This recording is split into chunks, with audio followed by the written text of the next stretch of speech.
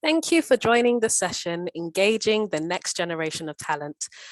This session will explore how to best support these unique groups through L&D programs. I would like to introduce you to your moderator, Stu Robb, Head of Strategic Enterprise Canada at CoachHub. And with that, I'll hand it over to you, Stu. Great. Thank you so much, Annabelle. You can hear me okay, everyone? Great. So first of all, I want to thank HRD for giving the opportunity for all of us really to learn from each other. It's no surprise that companies are going through such massive transformation right now, which has just been fueled even more by the pandemic. So platforms like this are critical for all of us to learn and better improve our HR strategies. So thanks again, HRD, for the opportunity. My name is Stu Robb. I'll be the host here for the next 30 minutes. You can see my Fireside background. Let's keep this informal and chat. So I've been in the L&D space for about the last 12 years of my career, and I'm currently the head of strategic enterprise at CoachHub.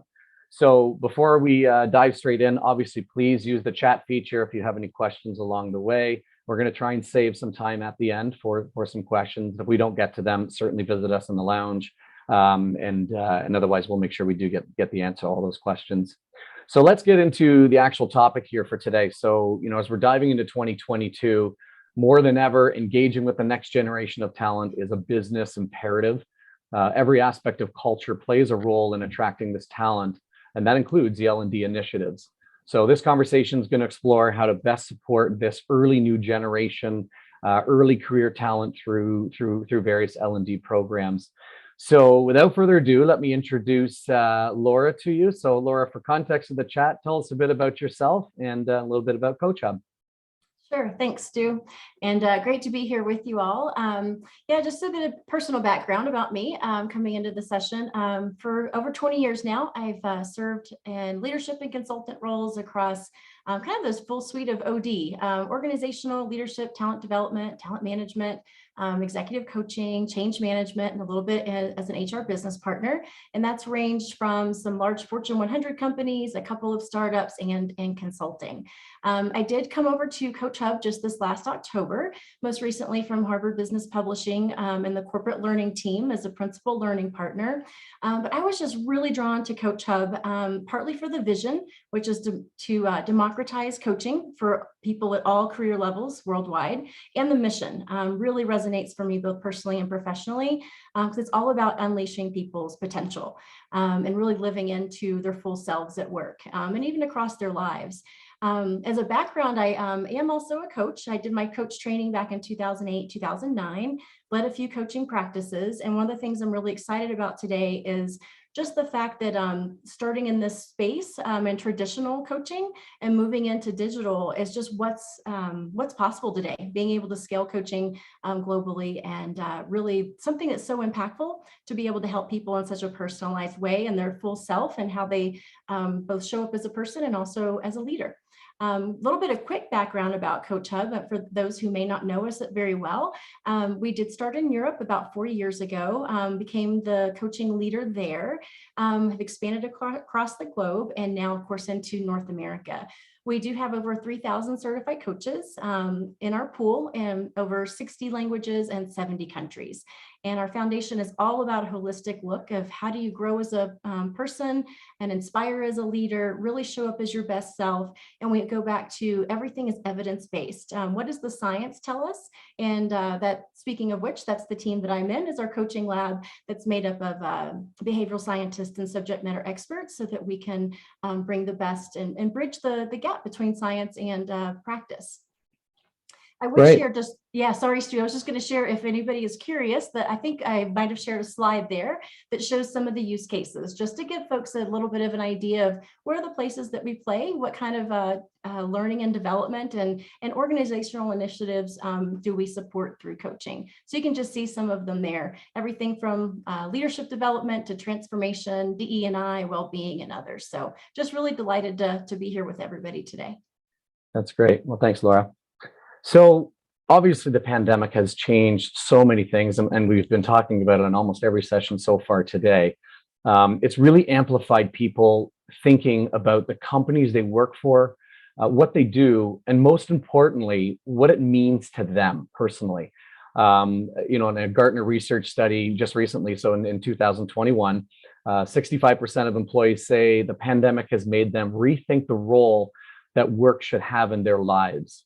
So what are you noticing as you're working with customers, and looking at trends in this area?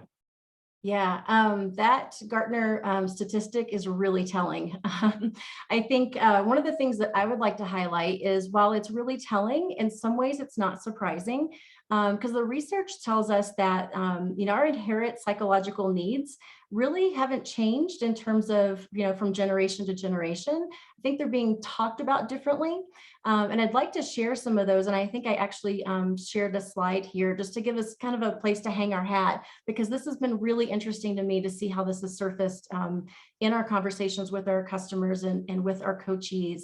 But there are 4 really core psychological needs that keep us well, keep us engaged, keep us motivated. The first is autonomy, you can see there. And that's really about being an agent for our lives, right? That's that feeling of liberty and our own internal will, and being able to kind of be the master of our future, right? Having choice. The next one that you'll see there is relatedness and connection. And that really speaks to our desire to be connected to people, caring for others, being cared for, and that sense of belonging, which we all know is really important and is certainly surfaced as a core need when we think about inclusion and belonging. The next one there you'll see is mastery or competence. It's that desire for all of us to be good at what we do. We want to master what we're doing at work, and we want to feel effective. And then the last one, not surprisingly, ties directly to our question, is purpose, that sense of meaning, where we all want to feel connected to something bigger. And I think that that's not new. But what I think is really interesting is through the pandemic, it has just been magnified because our lives have been turned upside down for 2 years. And I think, I've heard somebody say it this way, and I've kind of adopted it, is think of it as the wake up and shake up. So whether we're going through whatever you want to call it, the great resignation, reshuffle, realignment, awakening, whatever it is, I think all generations, but particularly the earlier generation, is looking for that sense of purpose. And the last thing I was going to point out here too that I thought was interesting is Gartner in a report just this year, they talk about trends for this year and beyond, and they talk about the rise of the chief purpose officer, right? I don't think any of us grew up thinking, I want to be the chief purpose officer. It didn't exist a few years ago, but that is just how important purpose and meaning has become, for us today. That's great. Yeah, I mean, we've certainly seen lots of movement, lots of change. The amount of people that said, my goodness, in January, my LinkedIn feed was just showing all these new people that are in new roles. Yeah, there's certainly a lot of movement that's happening right now. So connecting that to the purpose and connecting that to what does it mean to them? We're working for that company. What does it really mean to them? I think it does have a big impact. So let's chat now around attracting talent. We've noticed that today's top talent, they're just not looking for the same things, or the same type of support that they've had in the past. So example, one study showed 46% of the younger workforce is looking for new jobs in the next 12 months. And a lack of career development support is a key motivator for them looking for this. Some of the earlier discussions that we were talking around today, in some of the other panels, we touched on some of these things as well. So it is definitely very important. So how can employers use L&D to actively draw in top tier of new talent? Yeah, I was just reading, as a matter of fact, HRD had a post that highlighted an Indeed survey, and they talked about how 46% of Canadians in general, not just the younger generation, but 46% of Canadians were considering jobs switches. And even more than half were actually considering completely changing their career. So I think it's certainly something to pay attention to for the new generation, but actually all generations. And I think the other thing that I was noticing too is Gartner just had another report where they talked about how it truly is a business issue, right? That L&D can be part of solving, and they called it it was a very nice way of putting it, an increased attraction risk. In other words, something we really need to be paying attention to. And I think that, while attraction and retention isn't new as a business issue, I think that the employer relationship has changed. and really radically, of course, over the last couple of years. And we're shifting from, I think the way we used to talk about it was employee value proposition, right? Or your EVP. And today I've heard, matter of fact, I think it was Johan in a very first keynote experience this morning, talk about how we're moving to the concept of employee experience. Where we're really looking at that full journey of, even as somebody is a candidate before they come in the organization, what do they know about us? What do they feel about our purpose, our mission, what we do, and what it would be like to work in our organizations.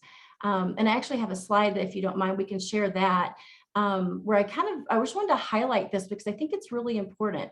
As we've moved from EVP, it was really about the deal, right? Of the kind of the deal that the employer and the employees made together. It was about that kind of total rewards, and loyalty is what was really essential. And now as we look at moving into employee experience, that psychological contract has really changed. And I think today, we look at, there's different definitions depending on who which consulting firm you're working with or what definition really resonates. But I've shared a definition there from McKinsey, where we're thinking about, employee value proposition, employee experience is really about looking at the company overall. How are their people working together? How are you creating that personalized, authentic experience, igniting passion, tapping into that first question we were talking about, the sense of purpose? And how do you grow individuals and teams in order to fulfill company performance? And at the heart of all of this is the employee. And I think what's really ties to all of us really, but especially this earlier generation, they're used to customer experience, right? Where the customer is at the center, everything revolves around them as a customer. Then we're taking that same experience level and applying it to employees, where we really need to be listening actively, using data, and continuously taking a pulse to understand what our employees need, because it matters to the business. And so why am I highlighting this so much for L&D? Because I think we play such a pivotal role. And the next slide will actually show a little bit, start to show a deeper connection. So I think of this as a kind of a double click. So if we can see by the employee experience, if it's all of those moments that matter across the life cycle, then we can see where L&D plays in all of these: onboarding, integration, development, role transitions, performance, feedback. We have a place to play in L&D that touches every part of the candidate experience all the way through the employee experience. And then the last thing I want to highlight about employee experience, and I'm going to kind of hone in on here again, because I think it's so important, is the next slide will show, for example, Berson's employee experience model, where they talk about it as the irresistible organization, and in particular has this employee experience maturity model. And we won't get into a lot of detail here today, but you can see in level 4 talks about equitable growth. And I think this is really important because at this level, their research shows that this is where people feel like they can be who they are, bring their full selves to work, value differences. An organization at level 4 is really enabling people to grow and develop no matter where they are in the organization and helping them be their best. So I think candidates of all generations are expecting this, but it's really highlighted now through this employee experience. And I think as L&D leaders, we have the opportunity to really pursue equitable growth. It's interesting. Yeah, and it's always an interesting debate when we talk around the generations. And we're in the HR world, we know it's called the 4 main generations that are in the workforce, and we normally focused on what's important to them as the individual generations. But I think, as you just talked about, we are seeing a lot more of, there's some consistency between them now, and they're not necessarily in these complete different silos. So it's a great point.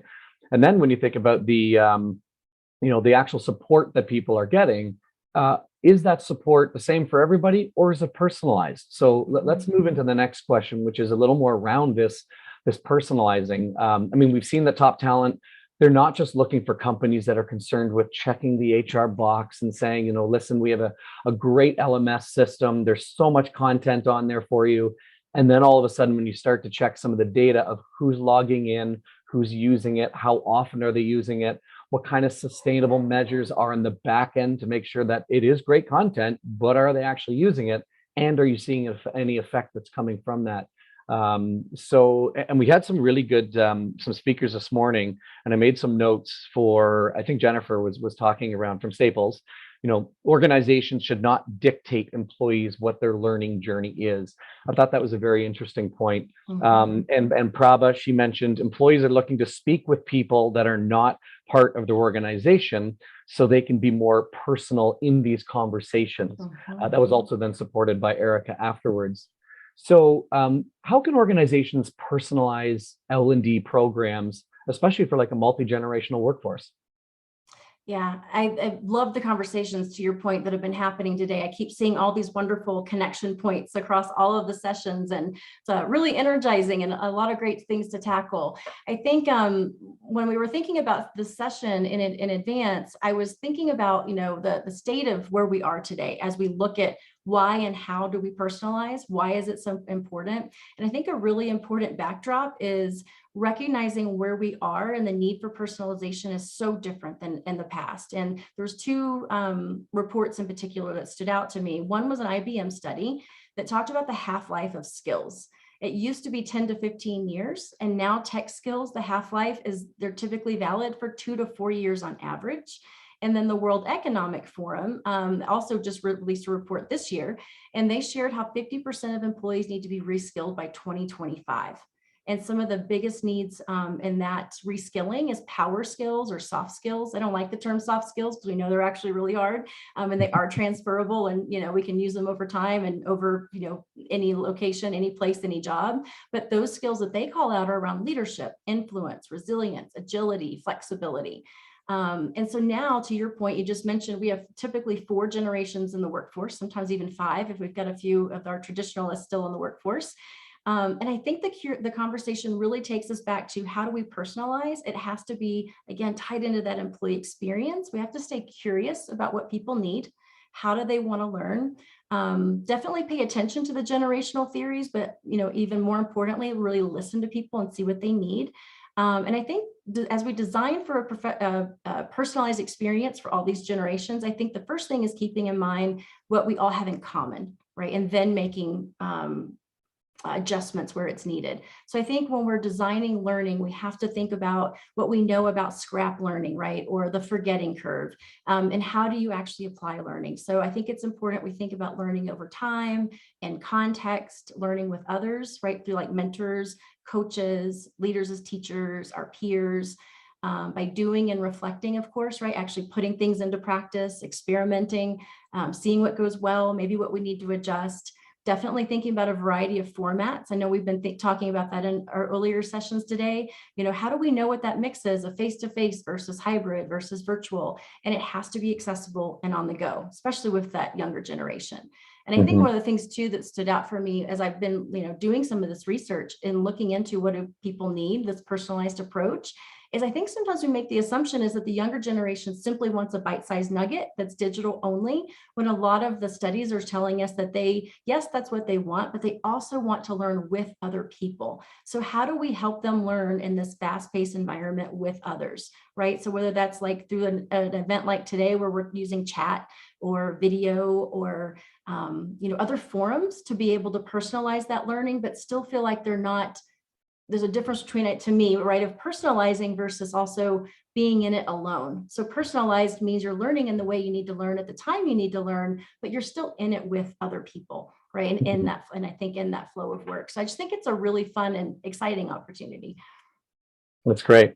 Yeah, I think also, and I remember Prabha was also saying, so Prabha from Sick Kids earlier in her discussion, the need to diversify your L&D offerings and do make it a little more personalized when possible, more one-on-one type discussions, these types of things. So let's keep talking about L&D strategies. So for the last question we have, can I pause you there? I do have a question. Yeah. Is it okay to ask now? Of course. Absolutely.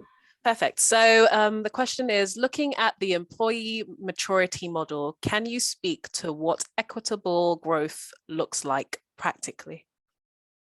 Sure. We'll hit on it, I think, pretty quickly here, because I think there's an awful lot, behind this model that Burson shares and all the different ideas of what we can do. I think what it really comes down to, again, I feel like part of it really does come back to that employee experience in terms of what do people need at that point in time based on their particular career growth, and making sure that we're offering again, that learning in different venues and different avenues. That's just in time. It's I think changing some of the ways, like I think back to, gosh, even like 10 years ago when I was leading a talent management and learning function. And one of our primary drivers is we would always talk about differentiated talent investment was the terminology we used. It was the philosophy we used of when we have limited budget dollars, where do we put it? And it was in differentiated investment. So I think there's a different expectation now of certainly we will still invest in maybe our high potentials, right? In our senior leaders, but finding ways to support people in scalable ways that are more equitable. So we also grow people, not only the ones who we tap on the shoulder as maybe high potential or high performing or moving up that career ladder, but actually having the opportunity for people to raise their hand and offer coaching, or sorry, not coaching, but learning. It could be coaching, but learning or coaching and other ways of development that are more accessible by more people. And I think that's possible today because of technology. And because of the way, like, for example, I started to say coaching a while ago, because that's what I'm most passionate about. But right, coaching, for example, used to be reserved for the people at the very tippy top of the house or only high potentials because of the manual nature of administrating it, matching it, measuring it, and it was expensive. And today that's not the case. Now it can actually be scaled and be more equitable for people at all levels of the organization. So that's what comes to mind for me. Stu, do you have any other thoughts on that question? It's a good one. It is a good one. I think you said it perfectly. That was great. Yeah, absolutely. Good. Annabelle, and is there another one, or do you want me to go into the last question? Yeah, you can continue on to the last question now. Thank you. Right. Yeah, so we are talking about the early, the early workforce, so the Gen Zs, Gen Zs, depending on which country you're in right now, and they have some unique needs. So a LinkedIn study showed 76% of Gen Z believe learning is a key to successful career. That's just for them. Also further supported by a McKinsey report, speaks to how they have a less positive outlook, higher stress, lower emotional and social well-being. But they're looking to their employers to support this and to help them through that. So what type of L&D strategies can leaders implement to embrace and retain employees, from this generation, the Generation Z? Yeah, I think I'm noticing the time. So in the time that we have left, I want to be as thorough as possible. I want to see if we can also save some time for some questions. A few things come to mind when it comes to L&D. I think to support part of what you just shared, right, is really equipping employees in this new generation in wellness and stress management and resilience. I think that's really essential. And I know Deloitte, to name another study, in addition to the one you just mentioned, they reported that 40% of Gen Z felt employers didn't do a good job actually of supporting them through the pandemic. So I think, there's hopefully the pandemic, we all hope and pray this is towards the end and things will be better and different going forward, but the need still remains to support people, especially earlier career. And I was also thinking about another HBR article I was reading, especially having come from HBR recently. I still read all their stuff on a daily basis. And there's a really good article about incoming workers where they need development and support around emotional intelligence and growth mindset and conflict management, especially because not only is coming into the work world new for them, right? And they're just learning what does it look like, but they've been isolated for 2 years. And so now coming into the world of work that is also might be hybrid, might be 100% remote, they really need those additional resources. So I think that's really important for L&D to think about both learning and support. Another thing I would highlight is DE&I. Right? We know that that's important to everyone. It's a business imperative. It's the right thing to do. But we also know that 60% of Gen Z, they see systemic racism as an issue, right? So this is really important to this generation. So we need to really show that our organizations are committed to diversity and inclusion, that those are really a top priority. We're building that capability in our leaders, and that our organizations are a place that feel like everyone is welcome, right? And everyone's included. So I think that that's another one. And then the last thing I would really, I think, highlight, we're thinking about L&D, we've all been talking about it this morning, is these folks are digital natives. right? Some of us can remember not having a cell phone at all, or having the big bag phone in our car. Then we got, to the little, brick phone. And now this generation literally doesn't know a life without having a smartphone, right? Or some kind of smart device with them. So how do we think about their preferences and learning? And I think a lot of that, it's still early yet. We don't know 100% for this generation because we're still learning. But I think so many of their preferences is for mixed media, for storytelling, for short form, for video.